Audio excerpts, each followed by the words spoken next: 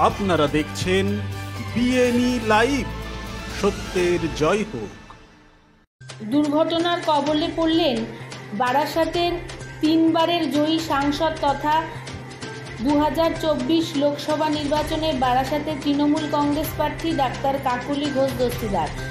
আজ সকালে মধ্যমগ্রামের দিগবেড়িয়া বাড়ি থেকে তিনি মধ্যমগ্রামের জেলা পার্টি অফিসে যাবার সময় এই দুর্ঘটনাটি ঘটে। একটি প্রাইভেট কার এসে জোরে ধাক্কা মারে তৃণমূল নেত্রীর গাড়িতে।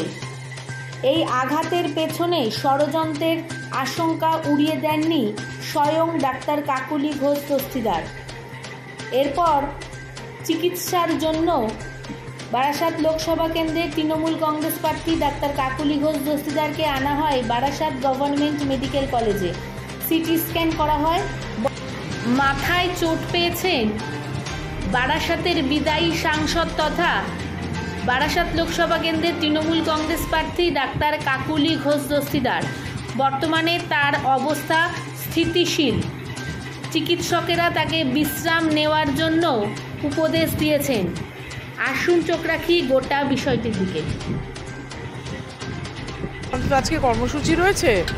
বাড়ি থেকে বেরিয়ে যে বড় রাস্তাটায় উঠেছি, সঙ্গে সঙ্গে উল্টো দিক থেকে একটা গাড়ি স্পিডে এসে আমার গাড়িকে মেরেছে এবং গাড়িটা এমনভাবে মেরেছে আমার গাড়ির 4টে দরজাই লক হয়ে গেছিলো আর আমি সামনে গিয়ে পড়েছি, মাথায় লেগেছে। তো এখন একটু দেখিয়ে নিই। তো হতেই পারে, পুলিশ দেখছে, আমি কি করে বলবো। আমার লেগেছে এইটুকু জানি। হ্যাঁ হ্যাঁ, পুলিশ আছে। মাননীয় সাংসদ